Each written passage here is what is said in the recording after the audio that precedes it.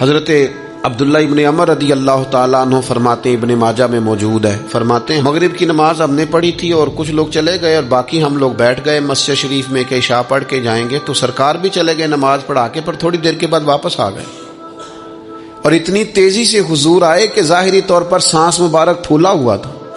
حضور فرمانے لگے کیا کر رہے ہو یہاں؟ حضور وہ ہم نماز کا انتظار کر رہے ہیں۔ فرمایا تم یہاں نماز کا انتظار کر رہے ہو اور رب فرشتوں کے سامنے تم پر فخر فرما رہا۔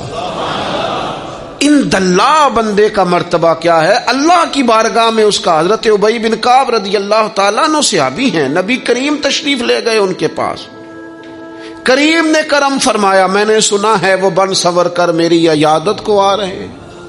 نبی کریم صلی اللہ علیہ وسلم خود یعنی حضور خود تشریف لے آئے، نبی کریم نے مہربانی فرمائی۔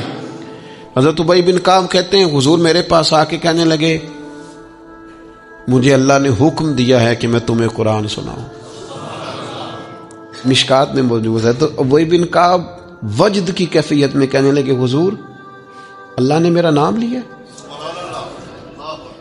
میرا نام اس نے لیا ہے، میرے مالک نے میرے کریم نے میرا نام لیا ہے۔ حضور فرمانے لگے ہاں اللہ نے آپ کا نام لیا ہے اور مجھے حکم دیا ہے آپ کو قرآن سناؤں۔ حضرت ابی بن کعب پھوٹ کے روئے، حضور میرے مالک نے میرا نام لیا، میرے مالک نے اللہ کے۔ حضور دیکھیے مقام کیا ہے بندوں کا۔ حضرت سعد بن معاذ کا انتقال ہو گیا، نبی کریم ان کے خیمے میں داخل ہوئے جہاں ان کی میت مبارک پڑی تھی، تو حضور ایک قدم یہاں رکھتے ایک تھوڑا ہٹا کے رکھتے۔ یہ بھی لوگ ہیں دنیا سے جا رہے ہیں، یہ بھی ہیں جو دنیا چھوڑ رہے ہیں۔ ان اللہ مرتبہ کیا ہے؟ حضور ایک قدم مبارک یہاں رکھتے ایک ذرا ہٹا کے رکھتے۔ حضور اس کی کیا وجہ ہے؟ فرمایا 70,000 فرشتے آئے ہیں، خیمہ سارا فرشتوں سے بھرا ہوا ہے، ذرا بچا بچا کے رکھ رہا ہوں کسی فرشتے کے پر پیر نہ آ جائے۔ اور جنازہ اٹھا تو حضور فرمانے لگے سعد بن معاذ کے وصال سے، ان کے شہادت سے اللہ کا عرش ہل گیا ہے، اسے وجد آ گیا ہے، اتنا بڑا شخص۔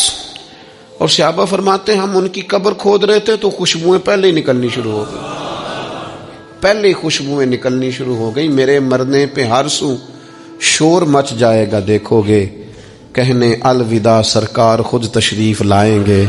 اور کسی پنجابی درویش نے کہا تھا اکھاں جدو میٹیاں زمانہ مینو روے گا، اپنا تے اپنا بیگانہ مینو روے گا، جدو نہ میں دسیا میں خارا نو میخانے وچ پھر جام ہی ٹوٹ جان گے، تے میخانہ مینو روے گا، کئی بک بک رون گے تے کئی لک لک رون گے، گلیاں دا ایانا تے سیانا مینو روے گا۔